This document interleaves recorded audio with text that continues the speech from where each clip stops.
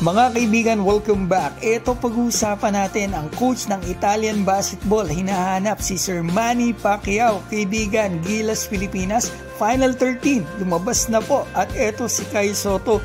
Gusto makadate ni Andrea Berlantes. Una sa lahat mga kaibigan, gusto ko muna makita po ninyo ito. Ito yung team na Montenegro na nakalaban ng Gilas noong nakarang araw kung saan natalo nga po tayo. Ngayong araw yung kanilang media day, talagang may pagka-Filipino style yung kanilang media day dito mga kaibigan.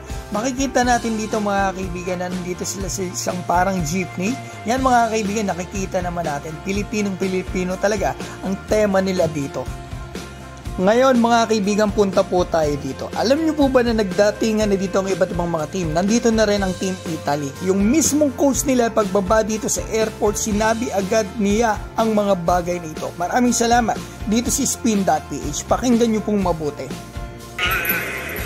know, I wanna fight with him. Who coach? Who coach? Coach who? Manny Pacquiao. Where is Manny Pacquiao? I love Manny Pacquiao. Hey coach. Sinong hindi bibilib sa nagawa ng ating kababayan na si Manny Pacquiao kaibigan? 8 division para sa akin talaga. Siya ang greatest of all time pagdating dito sa boxing. Ngayon mga kaibigan, pag-usapan na po natin ang Gilas Pilipinas. May mainit update tayo. 13 players lang po ang andito sa ensayo nila ngayong gabi, August 22. Kaibigan, ayon dito sa tiebreaker times, tatlo talaga ang wala na at kita rin naman natin sa mga larawan. Maraming salamat tiebreaker times. Eto, tatlo yung wala, si Terdy Ravena, Bobby Ray Parks Jr. at Calvin Octana. Dalawang shooter natin na nawala dito. So ito ang good thing naman dito sa mga fans, nandito si AJ Edu at eto nga si Renz Abando. Pero 13 players pa rin yan mga kaibigan, ibig sabihin may makakat pa rin isa. At bukas daw, August 23, isasabit na ni Coach Reyes mga kaibigan, yung talagang roster natin dito sa FIBA World Cup. So talagang sino kaya yung mawawala dito na isa? Talagang pakutuban talaga yan. At eto mga kaibigan, silipin po ninyo ang ilan sa mga pangyayari dito sa ensayo ng Gilas Pilipinas. Maraming salamat ulit dito sa Spin.ph.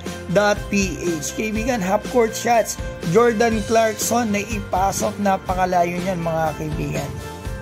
Ngayon mga kaibigan, pag-usapan po natin si Kai Sotto. Sa ensayo nila kagabi, eto magkasama dalawa ni Clarkson na talagang masaya talaga sila, which is good para sa pambato natin at dito sa ating team. Kaibigan, pero ang pinakagustong malaman nyo talaga ay eto yung kay Andrea Berlantes na nilabas na video. Kasama yung mga kaibigan niya na single. Single daw silang lahat mga kaibigan. Nagkaroon sila ng date or pass. So ito mga kaibigan, may ilang mga personality sila na pinapakita. Kasi papakita nila kung date or pass. At isa nga rito ang ating pambato na si Kai Sotto.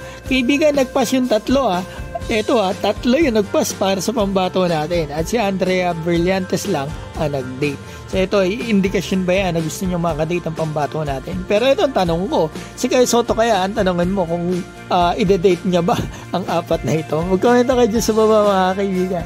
Yan, at least nabigyan ko kayo ng balita sa pambato natin at sa ating Gilas team. Maraming salamat sa support sa ating pambato and Gilas Pilipinas. Thank you so much for watching guys.